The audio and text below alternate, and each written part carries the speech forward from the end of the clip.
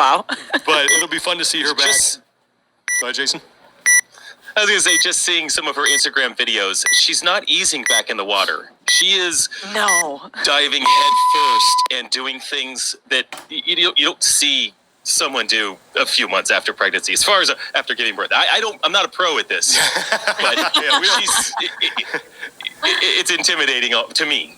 It's just incredible. I mean, and I've said this before, and Jason, I'd put you in this category because you and I'm going to be 50 next year, and I think is this your last year in the 45 to 49-year-old division? No. I have 2 more years. Okay, so 48 and 49. Don't age him up, Sean. I'm just curious because I'm just going to make the point. It's like some people are just built better than you, and like Jason, I could work. I could dedicate my life to this, to trying to get fit. I would never reach Jason's level. Like, just some people have that natural God-given ability, and Tia Toomey is one of them. She's just better, and it's really scary that she's been able to get back to this form in such a short time. It's nuts. So. Well, I think it's incredible because we used to talk about Annie Thor's daughter who came back and did 9 months after giving birth, and we're like, wow, that's amazing. Like, can you believe it? And now we're looking at 5 months after giving birth. It really is incredible what the human body can do. And even looking how Tia went through all of the open workouts and did the quarterfinals workouts, but obviously had to scale things like bar muscle ups. But she was training harder than me, who was not pregnant, up until she gave birth. I know. It's crazy. But look, if she wins, that sets up a cool story going into 2024. If she doesn't win, it sets up a cool story into 2024. So it's going to be a lot of fun to watch. So looking forward to seeing the 6-time champ back out on the competition floor at the Rogue Invitational. Why we wanted to bring Jason on today, and by the way, Jason has a great podcast if you guys haven't checked it out for Masters in Motion. Want to check that out wherever you listen to your podcast. But the reason we wanted to have Jason on is that there's a lot of speculation and there are a lot of rumors out there about what the impending announcements are going to be from CrossFit regarding the games in 2024. And a lot of that has to do with the Masters. So, Jason, let me go back to this past year, and I think that I knew what was going on. Some people knew like what was going to go on with the Masters coverage, but that didn't seem to be communicated until it actually happened. So, what were your thoughts on that when you actually found out about what was going on as far as coverage was concerned at the games? Yeah, I think for me and for all Masters, all age group and adaptive athletes, it was a big disappointment.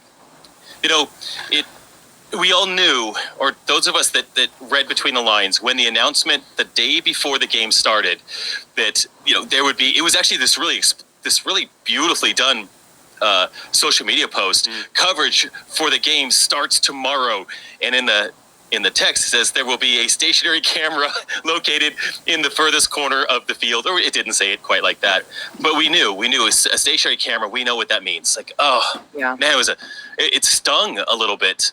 I've done this before. In 2019, there was no coverage for Masters athletes. That was one of those transition years, and again, poorly communicated. Cut the field to 10 that year in 2019 from 2018, which was my first year at the games. And no coverage. And I won. Oh, he's back. That's all right. I'm back. That was the fastest jumping back on I've ever seen. In and out, yeah. That was weird. Even your internet presence is fit. That's crazy. It is. We bounced back. Nuts.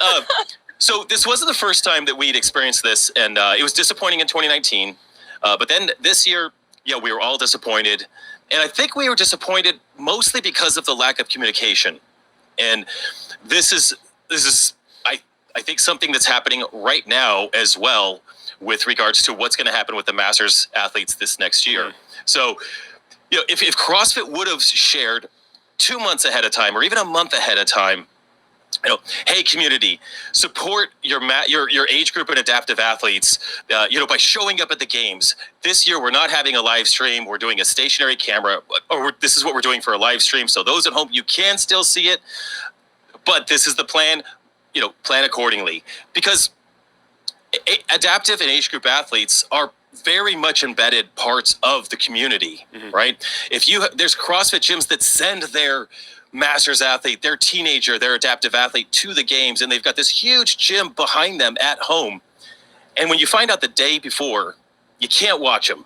Like, this is a community that feels that effect. Of course, my family, my friends are all, hey, what's going on with the live stream? I hope they fix it. No, guys, this is it. This is it. So it was disappointing, but it wasn't just, there was that, and we kind of had that feeling, but I mean, it's the games. We're there to compete. I'm there to win. So I've got a job to do. I'm not overly focused on it, but I did start to hear the rumblings of, hey, there's big changes coming, in addition to this live stream. The slightly other disappointing component was during the press conference on the Wednesday night of the week of the games. CrossFit decided to address this via press conference. CEO Don Fowle was on there. I think that's how I say his last name. And Dave Castrone.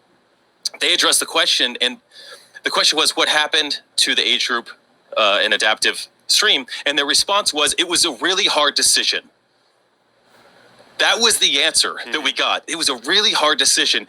And I mean, we're doing a 5K run, competing on the field at the time of the press conference. If I was there, I would have loved to ask the follow-up question. So what was the decision? Like, it's either this or it's this. So what got sacrificed, or what was gained by this sacrifice? And I understand that live streams are very expensive. And so most of us, or all of us masters athletes, and I think overall the age group and adaptive athletes, we're just grateful to be there. We're grateful to be a part of such an amazing experience. We are grateful when the broadcast is there. Sean, you've broadcast a couple of other events for us with Legends, and it's been phenomenal, right? We're so appreciative of that. But yeah, I don't know. The disappointment, I think, was just in the communication. It's a long story short. Let us know. Like, tell us up front so we know to plan accordingly. And I mean, we did. We scrambled. My team scrambled, and we had live streams going on Instagram and had a decent audience following me on a screen where literally my friend was running up and down the bleachers to get different coverage to make sure they could see us out there. And kind of speaking to that, when we think about competitions like Legends, where last year, Sean and Tommy were there helping with the broadcast, and it was an amazing event from what I saw on the live stream. I know that the question is brought up every now and then of whether masters adaptive age groups want to be part of the CrossFit Games or have their own CrossFit Games where maybe more resources could be put in. I don't know what your opinion is. I don't know if it's in line with the majority. Like, what are some feelings surrounding that? Yeah, I'll just say that we all want to be there. We all want to be part of the big show. I think that's a 99%. We want to be part of the big show. It's this community celebration of the sport that we love. This is the big event. And when you're there, you have everywhere from teenagers through the individuals to the adaptives, which there's no question what they're doing is amazing, all the way up to gray-haired dudes like me and the hip and steels. You've got all the guys that are even into their 70s there. This range of fitness, being able to display that in 1 week is the most special thing I've ever experienced in person. From a spectator perspective, when I first went in 2016, all the way to the last 5 years being part of the games. And even my 10-year-old son, he was there. He asked my wife this afternoon in the car, he's like, so Mom, when I compete at the CrossFit Games and I'm 14, will I have to have a job too at the same time? It's just a random question, right? Way to be thinking ahead. But